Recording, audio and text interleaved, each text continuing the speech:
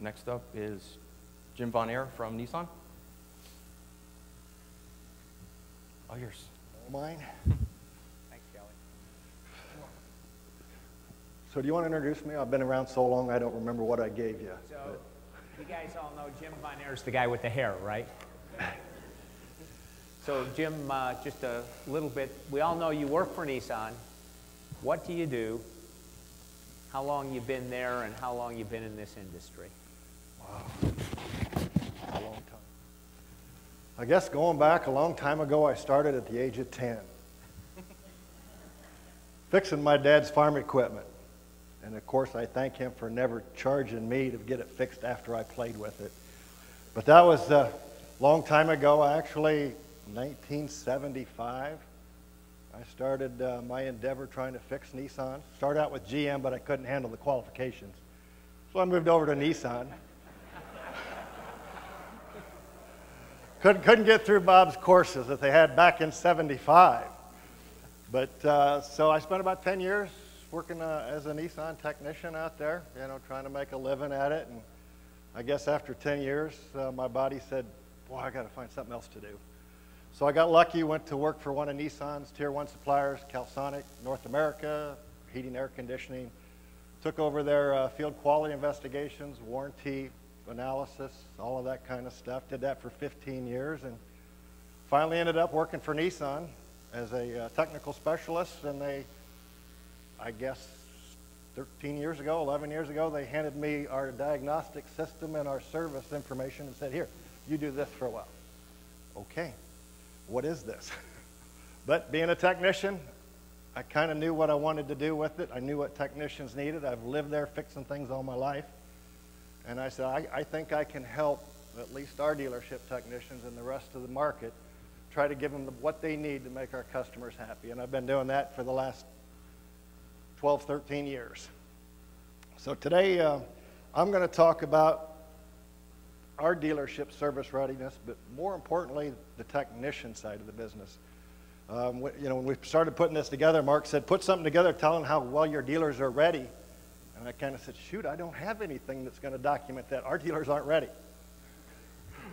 We've been trying to solve that ever since I was a technician. Dealerships are just another place of business. So I threw together some slides, and I think I shocked them when I showed them the data and said, guys, we're not ready. But I'm going to show you a little bit about us. I guess you could say our dirty laundry. Topics I'm going to talk about are we really ready at our dealerships? We have a program, it's called our minimum service training requirements. Do our training standards, how do they affect fixed right first time vehicles, which is customer satisfaction and getting the guy back, trusting your work again. We have, we're going to talk a little bit about our dealerships and how they go about getting technical support from us. There's a fallacy out there that it's real easy. We don't make it easy. And then lastly, I got a little slide to talk about the fact that we need technicians just like everybody else. So with that, are we really service ready? We started a few years back trying to figure out how we could improve our customer satisfaction. Everybody, you see all the CSI reports out there, J.D. Power that ranks everybody, and we seem to always be down there in the middle of the pack. Nissan and Infiniti, trying to figure out what do we do to get our customer satisfaction up for our service. And we use what we call F1, which is fixed right the first time. And what we started looking at is more than likely most of the problem is our technicians aren't getting the cars fixed the first time. Our technicians struggle like everybody else with the technology we got. So what do we need to do as an OEM to try to get our technicians to increase their knowledge, get our dealerships thinking a little differently? So we put together what we call our minimum service training requirements. I got a typo at the bottom, but you probably can't read that anyway. But we started tracking it, and we set up a program for our technicians to be able to tell whether our guys are getting the training or going to training, whatever it is that we need them to do, we had the ability to track it. Surprisingly enough, roughly 65% of our dealerships actually have technicians that are qualified to our level of satisfaction to work on our cars. That's not a real good percentage when you think of OEMs are supposed to be 100% all the time. We're supposed to have everything perfect. Well, we don't. One of our constant battles is attrition. We have, in our training programs, we have some specialty areas that I'll give you a quick review on. But basically, we've put together some data for calendar year 12, and we looked at guys that had been to some of our major top categories, advanced electrical, OBDs, NVH, and automatic transmission. And to actually get to that level, of course, they had to go through a lot of different classes. So this is kind of a highlight.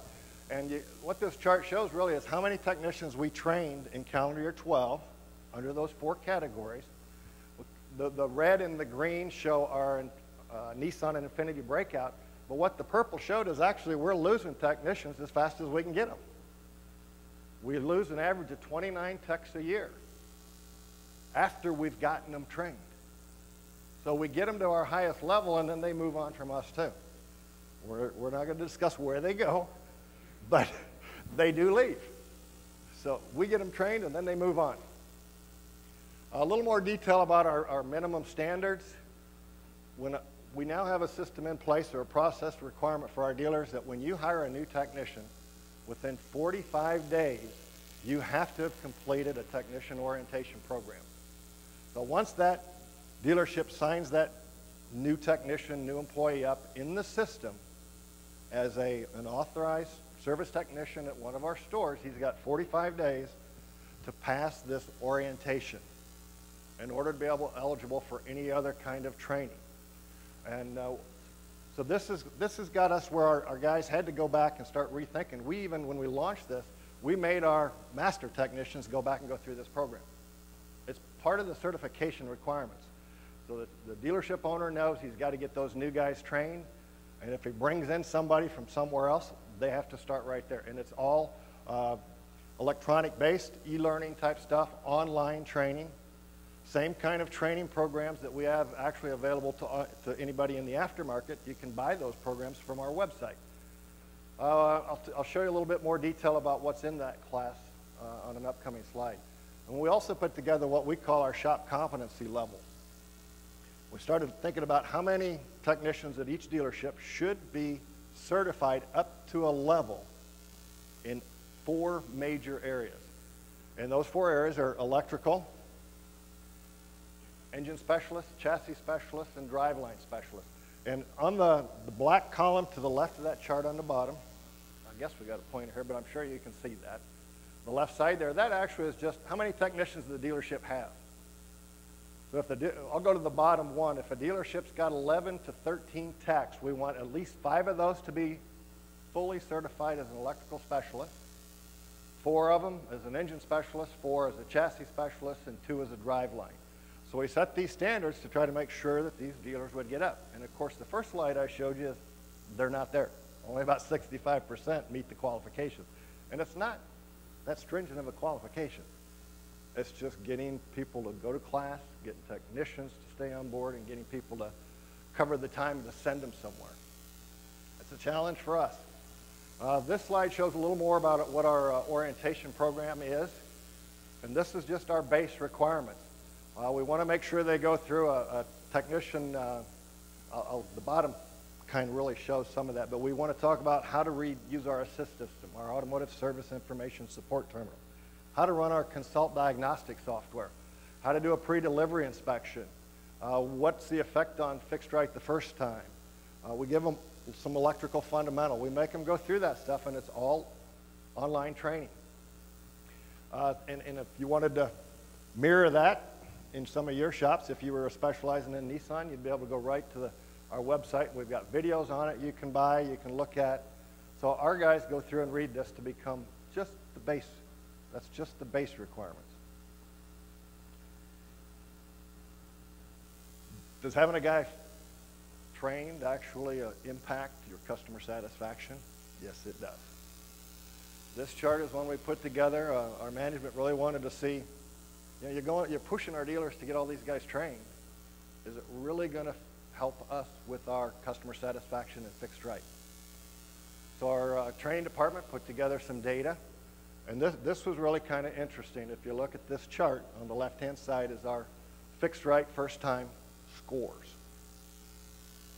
And then across the bottom is the percentage of our dealers that are actually fully qualified to do the work. And those guys that have full certification and are meeting our minimum standards, if you look to the right, the higher the percentage, the better it is to fix cars, the better results we have.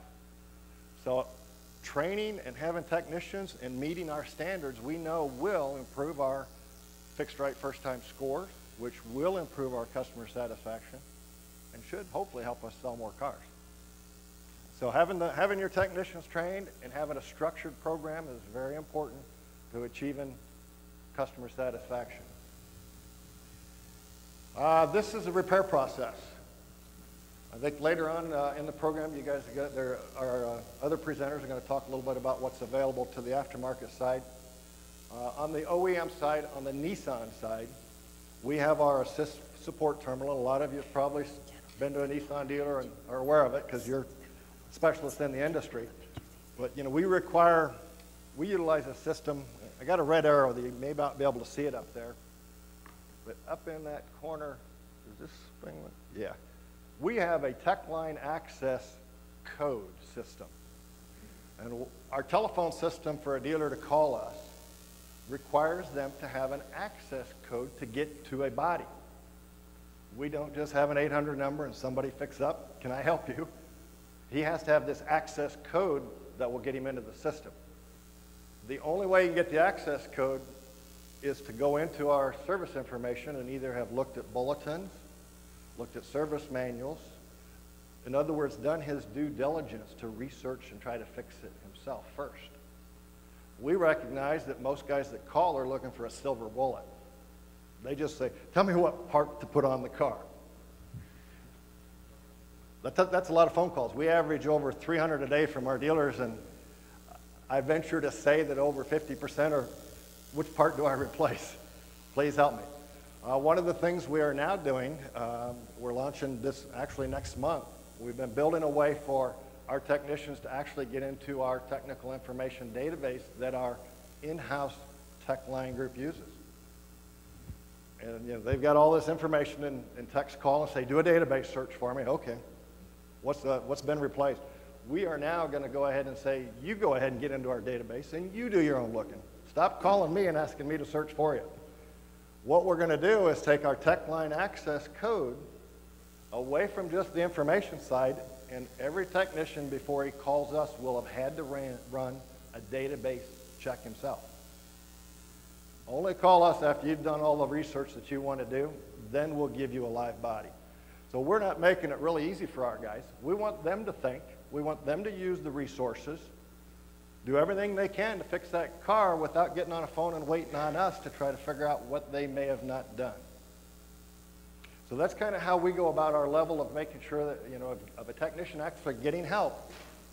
We try to make it a little difficult, not as easy as what you may think.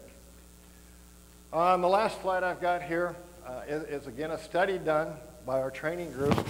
We were trying to get enough technicians as car sales grow, and of course we all hope our sales grow. We've got some big expectations for our dealers, and can they handle it? Do they have the capacity? Do they have the service technicians they need? Right now we're having trouble keeping up, and this chart really is a simple chart. When we did this study for calendar year 11, we were short technicians. For the capacity we needed, for the volume of repairs being done with our units out there, we were short over 600 technicians in calendar year 11. So trying to get technicians into our industry, trying to make sure that people realize this is still a great industry to be in, finding qualified ones from the programs like GM has with AYES and everything, it's a challenge for all of us. We're all fighting for a small pool. The more we work together, hopefully, you know, we can keep our customers happy and keep this business rolling along.